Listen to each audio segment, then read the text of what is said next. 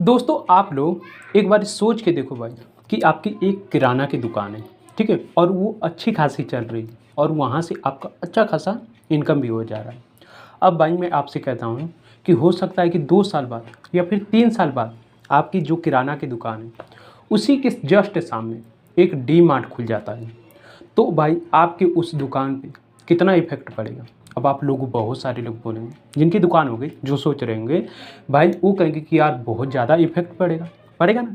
अब भाई मैं आपसे कहता हूँ कि वो हो सकता है कि आज अभी डी मार्ट या फिर ये जो बड़े बड़े मॉल हैं वो नहीं खुला है, बट भाई फ्यूचर में वो खुलेगा। तो अब आपको क्या करना चाहिए। हो सकता है कि आपकी वो आप सोच रहे हो कि अरे यार ये जो मेरी दुकान है ये तो पूरी तरीके से बर्बाद हो जाएगी, मतलब मेरी जो इनकम है वो तो ख़त्म हो जाएगी। ज़ाहिर सी बात है ना। अब भाई मैं कहता हूँ कि हो सकता है कि चलो एक बारी इमेजिन करके देखो कि वो खुल गई, तो अब आप क्या करोगे। जो आपके ग्राहक हैं उन्हें तो सस्ता सामान चाहिए, चाहिए कि नहीं। तो क्या वो जो ग्राहक हैं वो आपके पास आएंगे या फिर वो जो सामने डी मार्ट खुला है या फिर बड़ा मॉल खुला है उसके पास जाएंगे। अब आप बोलोगे हो सकता है कि जो मेरे पक्के कस्टमर हैं वो मेरे पास आएंगे, बट मैं भाई आप लोगों को बता दूं, सबको सस्ता सामान चाहिए। वो बहुत कम ही जो आपके कस्टमर होंगे वो बहुत कम आपके पास आएंगे। हो सकता है कि वो बड़े बड़े मॉल में या फिर डी मार्ट जो आपके सामने खुला है उसी में चल जाएंगे। तब आपको क्या करना चाहिए। वो जो आपकी किराना की दुकान है उसको बंद करके क्या कहीं आपको जॉब करनी चाहिए, नहीं करनी चाहिए। मैं जो बता रहा हूँ उसको करते हो ना, तो मैं कह रहा हूँ कि आपकी वो दुकान पूरी वैसे ही रहेगी, बट भाई आपको उसमें बदलाव करना है। अगर उसको बदलाव नहीं करोगे तो मैं कह रहा हूँ कि आपकी जो दुकान है वो तो बहुत बुरी तरीके से पिट जाएगी और हो सकता है कि जो आपकी इनकम आ रही है वो पूरी तरीके से ख़त्म हो जाएगी और आप भाई बर्बाद हो जाओगे। क्योंकि भाई पैसे नहीं आते ना तो इंसान भाई जैसे लगता है कि पागल हो गया, समझ लो। तो इनकम ज़्यादा आने ज़रूरी है। अब मैं आपसे कहता हूँ कि चलो ठीक है, आपके सामने जस्ट खुली है, ठीक है, अब ध्यान से सुनिएगा और इसको अप्लाई करने के या फिर किसी भी काम में अप्लाई इसको करने की कोशिश करिएगा। अब ये मत सोचिएगा अरे मेरे पास तो किराना की दुकान है ही नहीं, मैं क्यों ऐसा करूं। लाइफ में भी अभी आपको बताऊंगा कि कैसे इसको इम्प्लीमेंट करना है, ठीक है। हो सकता है कि जो आपके सामने डी मार्ट या फिर बड़े बड़े मॉल खुल गए तो वहाँ पे एक बारी आप सोच के देखो भाई वहाँ पे कितने लोग आएंगे। हो सकता है कि एक दिन में भाई 1,000 तो बहुत मिनिमम आ जाएंगे, लोग आ जाएंगे ना।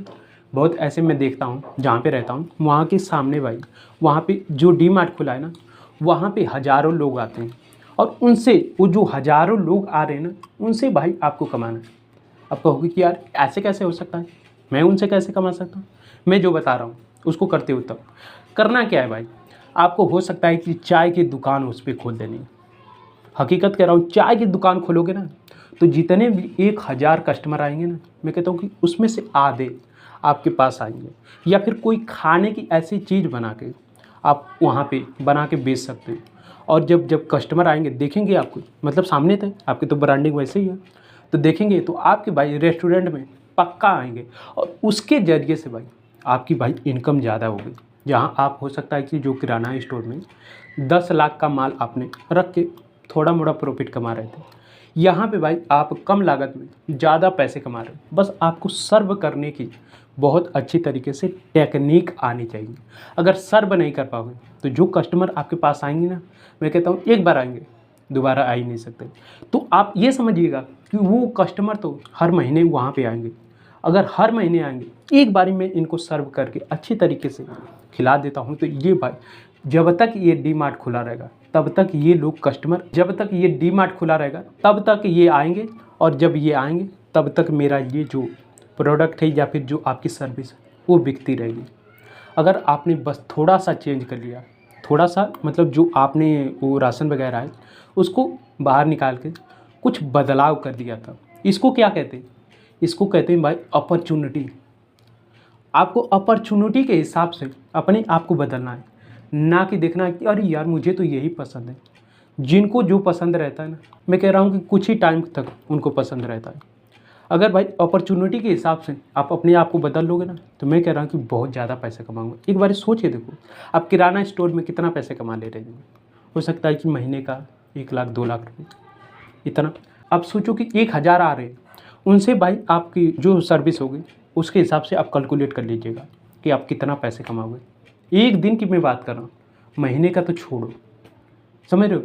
तो चेंज करना शुरू करो। अगर नहीं चेंज करते हो तो अब मैं बताता हूँ क्या करते हो, इसको लाइफ में कैसे इंप्लीमेंट करा। देखो, नहीं चेंज करते हो ना तो भाई आपकी वो दुकान पक्का बंद हो गई, आपको भाई बेरोज़गार कर देगी। आपको लास्ट में जो मैंने बताया उसी को इम्प्लीमेंट करना पड़ेगा। या फिर आप जॉब करोगे या फिर आप सोचोगे अरे यार ये तो मेरी जो दुकान है ये तो बंद करने की कगार पे आ गई। अगर आपने उसको चेंज कर दिया तो चालू रहेगी, बस आपने तरीका बदल दिया।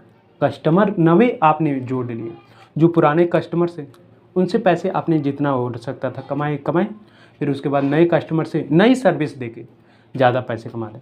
अब भाई मैं कह रहा हूँ कि लाइफ में कैसे इम्प्लीमेंट कर सकते हैं। देखो, बहुत सारे लोगों का जो काम है उनको पता है यार ये काम मेरा बहुत डाउन हो रहा है और मुझे इसमें बदलाव करने की ज़रूरत है, फिर भी भाई वो बदलाव नहीं करते, नई नई स्किल नहीं सीखते।